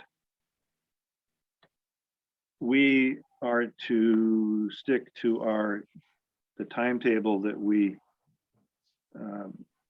came to a consensus on, which was essentially we would be taking a vote on a house map a week from today, which would give a week for the Secretary of State's office to prepare the materials and get them out to the boards of civil authority. And I think that involves, I'm not sure you addressed this, Chris, but ideally that would involve not only a map, but some narrative describing the towns that are proposed to be included in each district. Did we do that piece as well 10 years ago? I'll have to look, Tom. I know, the end product, there was a narrative description of each of the districts.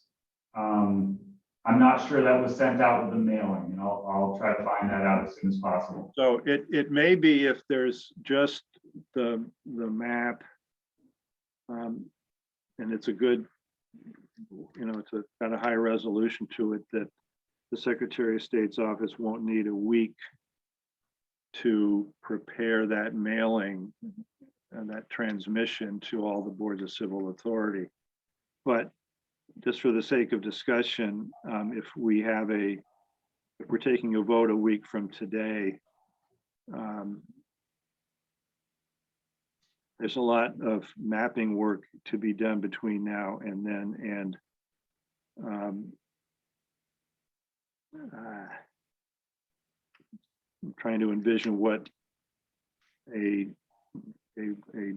review, discussion, and vote process would look like for October 11th.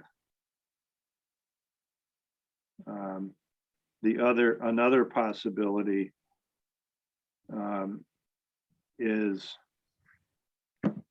to hold a second meeting next week, or a meeting, I don't know, we could, there's a lot of different ways of figuring this out, but to assume that on Monday of next week, we wouldn't quite make it, and there would have to be some remapping work done on one or more maps, and that would come back for a final vote by the board.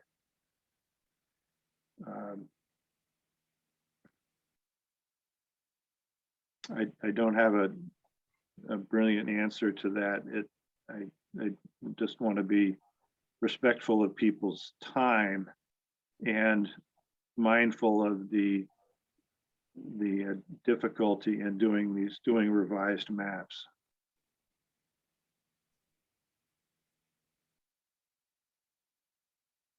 Any thoughts about those ruminations? Well, Tom, I just wanted to bring up, does anybody want to meet at the Secretary of State's office in person today and do a, put our heads together on some of the mapping, or are we not ready? I mean, in an ideal world for myself, I'd get those two, Chittenden County and Addison County, in my map done before embarking on that exercise, but time being what it is, I'm happy to come. Well, and this afternoon was just as much a placeholder and a notice for public meeting purposes, Rob, as it was anything else, to see if we'd have it if we needed it. I've blocked off time this coming Friday to do something like that on my own schedule, but I haven't checked that with anyone else. One of the ways we might start slowly developing consensus is if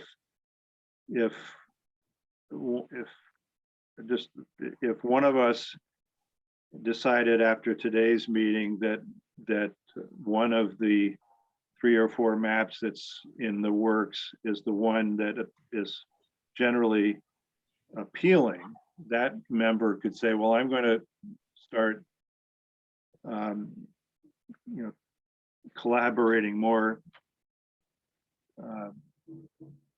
intentionally with that mapping member of the committee in helping and maybe suggesting some compromises or other changes that gets it to the point where there can be support, so that by the end of the week or next Monday, this is somehow comes down to choices between 2 maps instead of 4 maps, or 3 maps instead of 4 maps. And that would be, in some sense, of the word progress.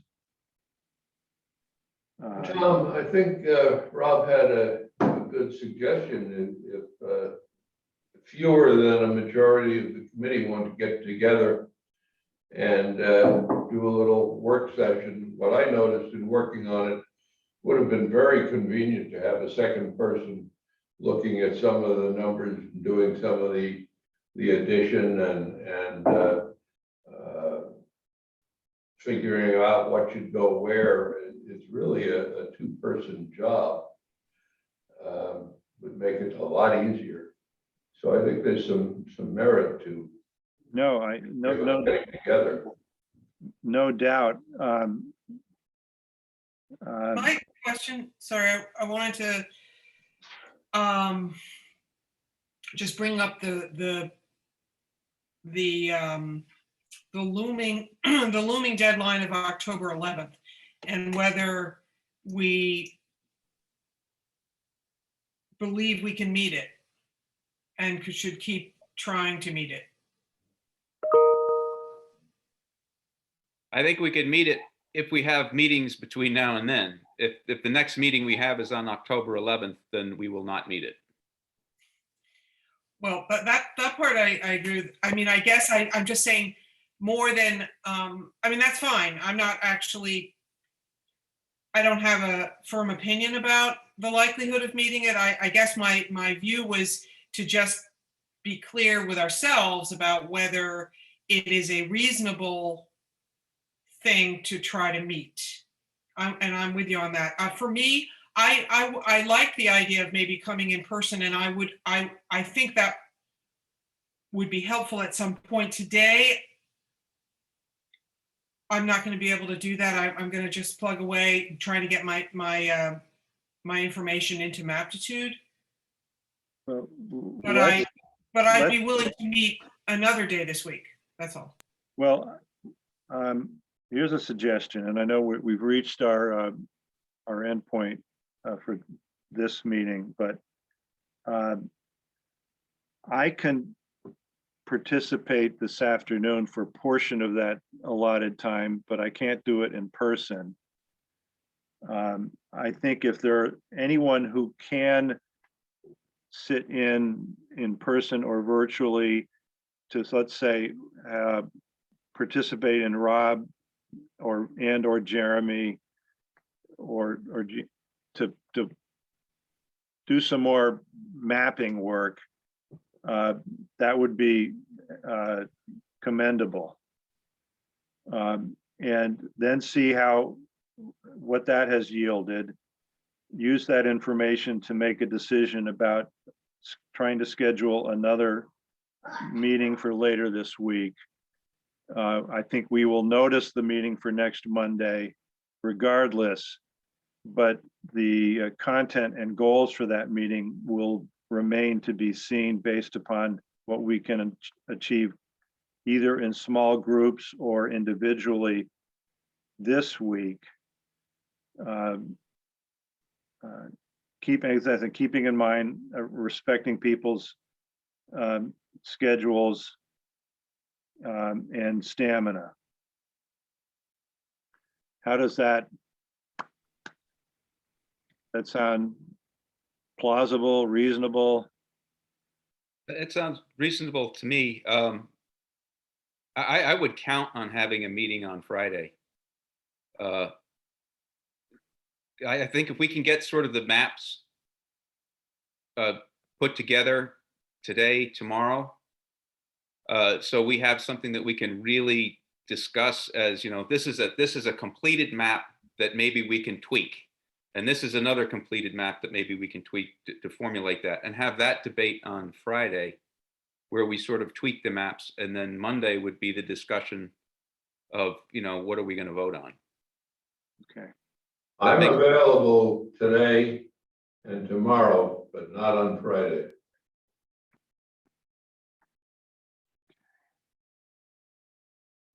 Let me ask you, who else is or is, who else other than Tom Koch can't make a Friday morning meeting?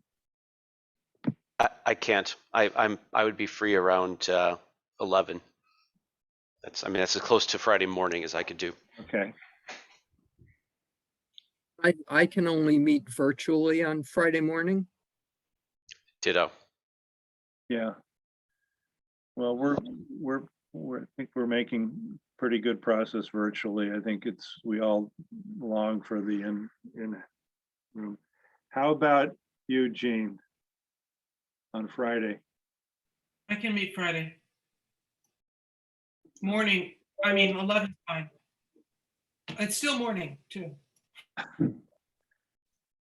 Okay. And Okay, Tom, from the Secretary of State's office standpoint here, we'll be ready to go this afternoon at 1. We'll open the Zoom meeting and we'll be open Okay. for business here for anyone who wants to come in person. We can notice the meeting for Friday morning, and we'll still meet our notice requirements, and we'll be ready to go. And just let us know if you think you need any assistance from Mia or anyone else in this. I guess the agenda for Friday would be another work session just to work Yes. on maps. yes. Okay. And I guess I would look for some advice from the Secretary of State's office about I had been thinking that we would be sending the boards of civil authority maptitude maps because that's sort of the gold standard, but I'm really now wondering whether that's a good idea. Given that they don't have maptitude, I don't think that's helpful. It's great considering that they don't have maptitude, and a high resolution map that is printable where they can actually see precisely where these division lines are proposed to be made is probably the single most important thing, and not the which software it is. Okay.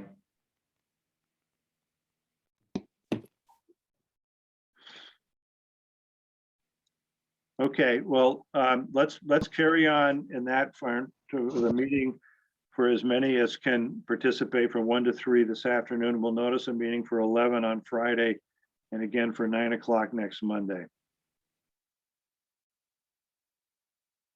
All right, who's going to be there at from 1 to 3? I can make it if it looks like we've got.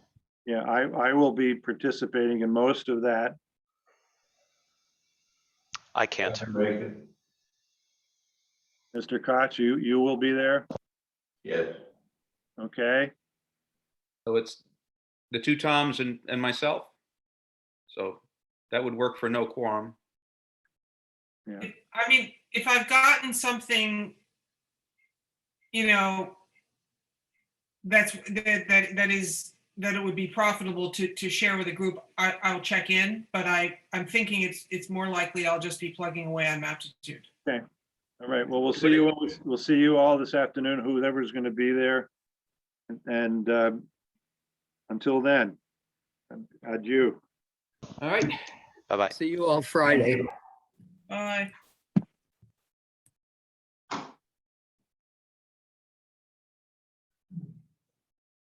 All right.